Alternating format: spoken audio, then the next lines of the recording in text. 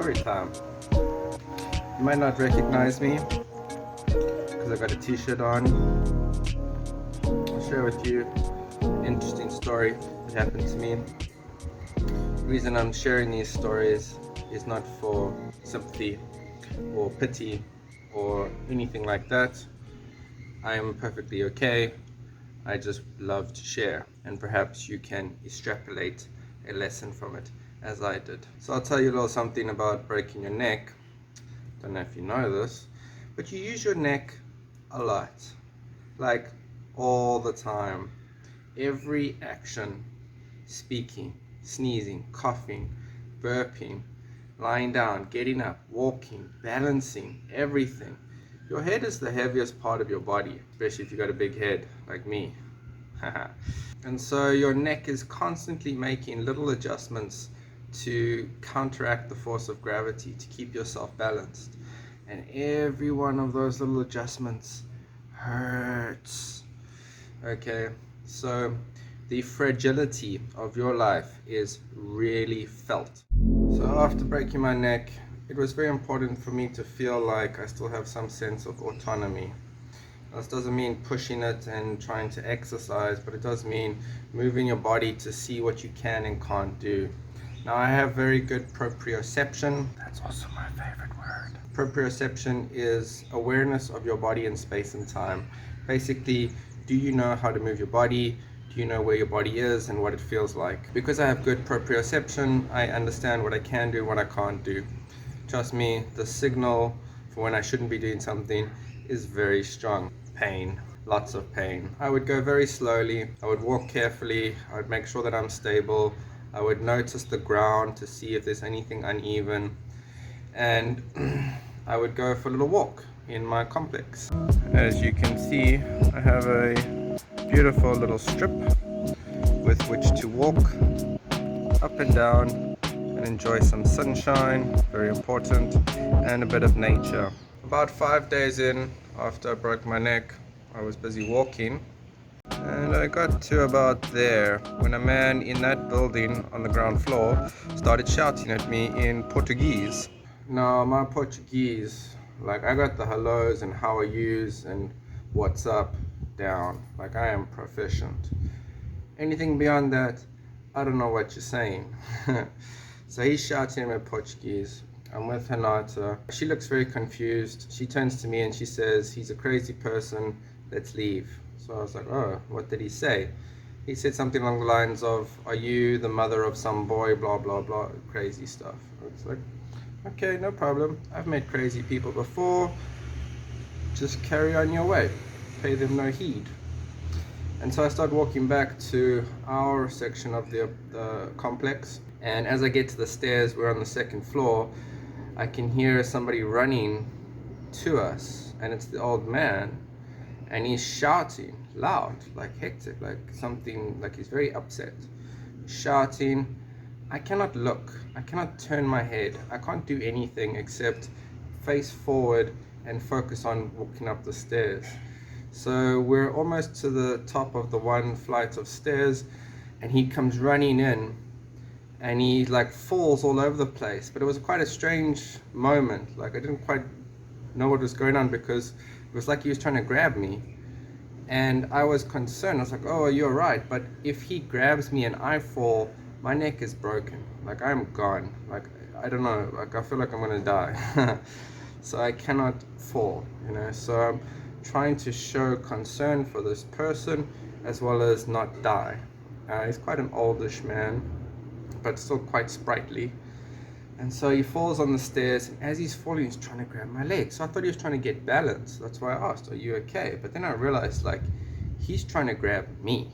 He's trying to trip me. He's trying to push me. He's trying to make me fall. Now all of a sudden, like, fear moves through my whole body, because if this man does grab me or push me or trip me, I'm gone. Like, I'm already at the most fragile I've ever been. Like, my life is literally in my hands. So it's extremely fortunate that he did fall, because who knows what would have happened. Anyway, I walked to the top, quickly went in the house, locked the door, and he starts banging and shouting on the door, and then banging and shouting on all the other doors. Now, I'll tell you why this is an interesting story. So, for the first time in my life, in a long time, I felt real fear. Real fear. Like, you could die fear. Like, not maybe, like, oh, it's scary. Like, you're gonna die. Okay, and it was real. I could feel heat in my body. I could feel electricity in my body. Dog. It made me think about some things, and I've always considered myself pretty courageous. Courage is not having no fear, but showing strength in the face of fear.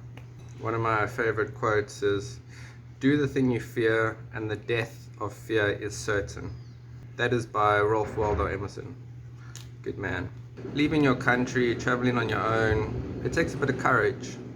And, walking streets at night or going to places on your own, it takes some courage, But I have a strong body. I'm not exactly a fighter, but I used to do Muay Thai for a while, so I know how to fight, and I'm not afraid of fighting. But it made me realize something. Because I had a strong body and I was not afraid, because of all those reasons, it was a different kind of courage. Whereas the day after that incident, I wanted to go for a walk again in the sunshine, and I felt the fear. What happens if that man comes back and there's nobody to help me? I can't run away. I can't do anything. I am completely at the mercy. And I understood in that moment what real courage was. Now, it is not stupidity. I'm not stupid. I'm not going out and there's random people that are just going to attack me. I understand when to face your fear and when not to. And to me, it was very important to face this fear and go for that walk anyway, to not let fear of another person affect your behavior. So I went for the walk, and I have not seen the man since. But it was a very interesting lesson for me about fear and about courage. Now, why this person decided to attack me in the first place is still a mystery. But on a deeper note, why would one person attack another person? It would be out of fear. Every action comes from love or it comes from fear.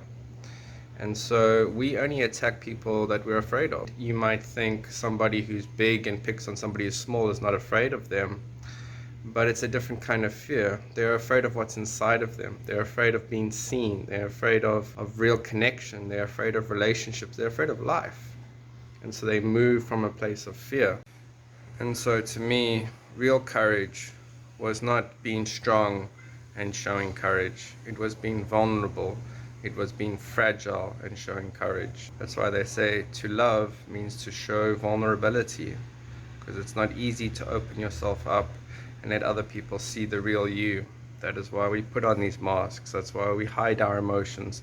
That's why we bury ourselves in work and food and sex and drugs. It's easier than being seen. And so every day we have a choice. Are we going to move from love, or are we going to move from fear? And a great question to ask yourself when you are not sure what to do, you can ask, what would love do now? And what love would do would understand that that person felt fear, that when he saw me, it triggered something in him that made him react that way. I'm not trying to brag or big myself up, but when your light shines very brightly, it intimidates people, it aggravates people, it triggers people. And so when people are calling you names or attacking you, it's kind of a compliment, because your light shines so brightly that they feel threatened by you. I forgave him, and I never thought about it again. I let it go, and I went for my walk every day, and I went with real courage, and I went with love. I did not go with aggression. I did not go with wanting to hurt him or pay him back for it. And yesterday, when I came back from the neurologist to see if there was any brain damage, I saw him, and I smiled, and I said hello, and I walked away. And in that moment, it's gone. It's over. You have transcended it. You have moved through it. You have overcome, because you chose to show love. You chose to show courage in the face of adversity. So forgive, not so that they know forgiveness, but so that you know peace. Peace.